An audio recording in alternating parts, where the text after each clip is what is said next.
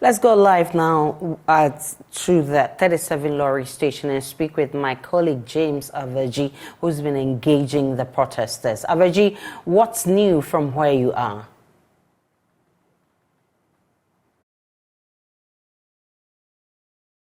Aisha, so I would say that from the last we spoke, the police have now moved the protesters from the pavement right in front of the 37 station down to the median of the road. They are now situated between the station and the Catholic Church right across the road. And so we are now in the median of the road here, where a public address system has been set up in a Kia truck ready to start blaring. Earlier when we came here, the police followed up to engage with the driver of the Kia truck.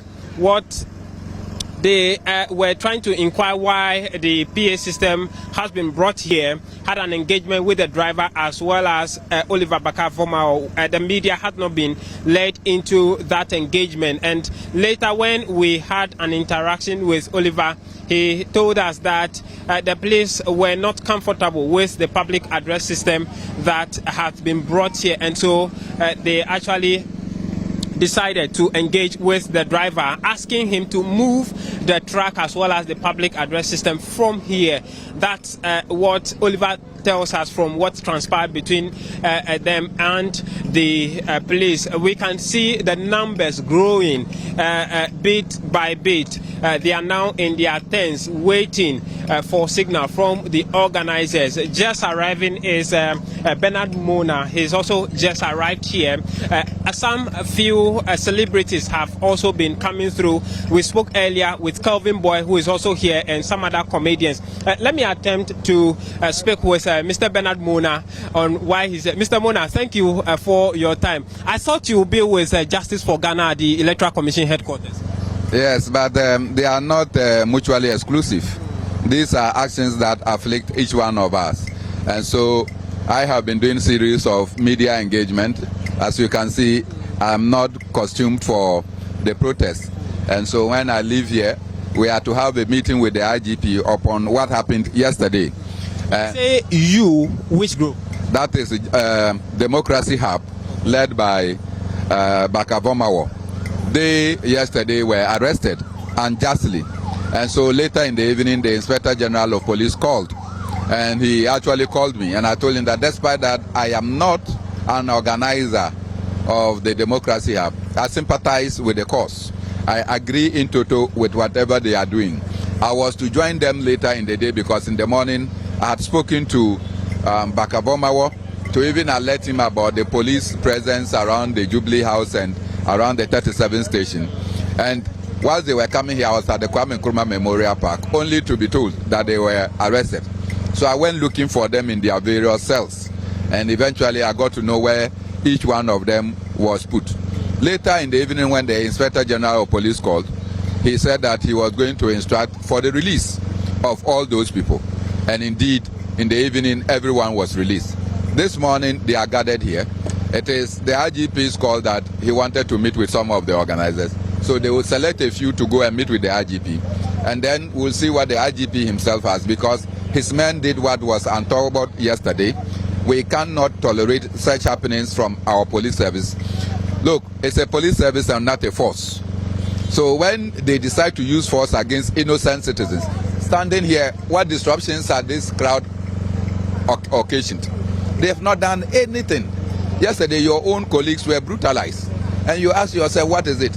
If the police doesn't have the logistics to protect the crowd, but they have logistics to disrupt the crowd and to arrest them, how much they spent yesterday engaging in that exercise is unacceptable. And I think that, well, once the IGP has called, there is a saying in our local parlance that you don't reject a call, but you can reject the content of the call.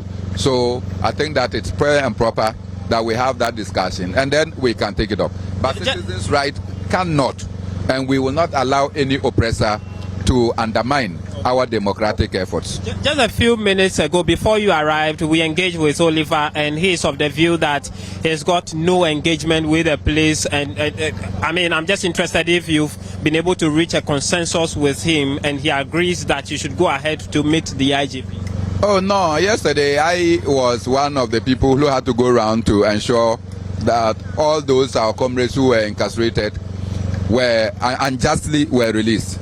And so I think if Oliver cannot go, that is a right.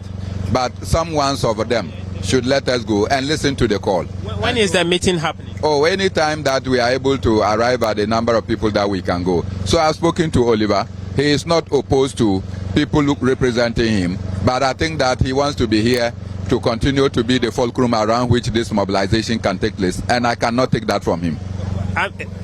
Are you going as a group of protesters, or you are going as conveners?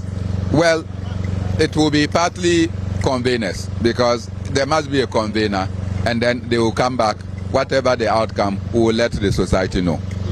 And so you are hopeful that today, are you just going to be stationed here, or you are hopeful to to go on a procession to the Jubilee House? Even staying here alone is sufficient to send the message. You are here, isn't it? The fact that you are here and you are carrying the report of the unhappiness of citizens about the shoddy things that are happening in Ghana. Journalists, your own colleagues were beaten yesterday. The police are denying it.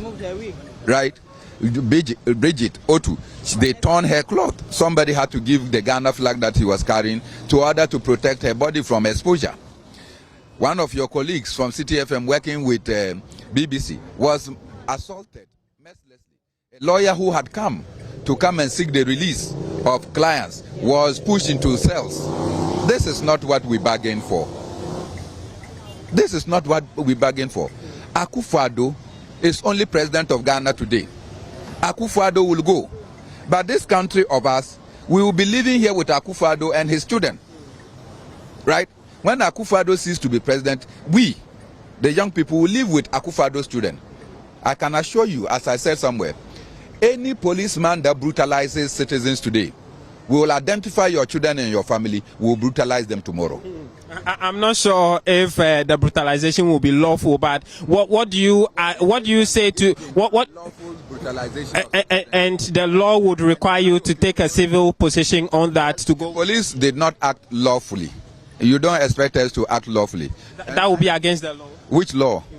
The law that the police have violated? Because the police says that there's no law by their action.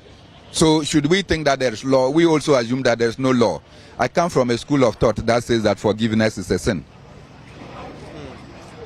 And so you